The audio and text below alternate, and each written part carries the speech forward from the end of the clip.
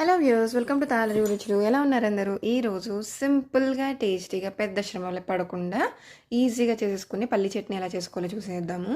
దానికోసం అయితే ముందుగా గిన్నె పెట్టుకొని చూపిస్తున్న విధంగా కొద్దిగా 1 టీ స్పూన్ వరకు ఆయిల్ వేసుకొని అండ్ ఒక పావు టేబుల్ స్పూన్ వరకు జీలకర్ర, అలాగే మీకు క్వాంటిటీకి ఇక్కడ నేనైతే ఒక 2 మెంబర్స్ కోసం చేస్తున్నాను. సో ఆ చట్నీ మాకు సరిపోదు అన్నమాట. సో అన్ని 2 మెంబర్స్కి సరిపడా వేరుశెనగ గుళ్ళు అండ్ కారం.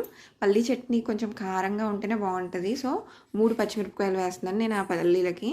అలాగే కొద్దిగా కరివేపాకు వేసి మంచిగా పల్లీలు పచ్చివాసన పోయేంత వరకు వేయించుకోవాలన్నమాట. సో అవి చల్లారాక మనం మిక్సీ జార్లో వేసుకొని రుచికి సరిపడినంత సాల్ట్ యాడ్ చేసుకొని చూపిస్తున్న విధంగా మిక్సీ పట్టుకోవాల్సింది అన్నమాట. మీకు ఇంకా పలచగా కావాలంటే ఇంకొంచెం వాటర్ యాడ్ చేసుకోవచ్చు. ఇప్పుడు ఈ పల్లీ చట్నీ వేడి వేడిగా బోండాలోకి తిన్నా, దోశల్లోకి తిన్నా, ఇడ్లీలోకి తిన్నా అదరహో అదరహ అనాల్సింది అన్నమాట. రెసిపీ నచ్చితే ప్లీజ్ సబ్స్క్రైబ్.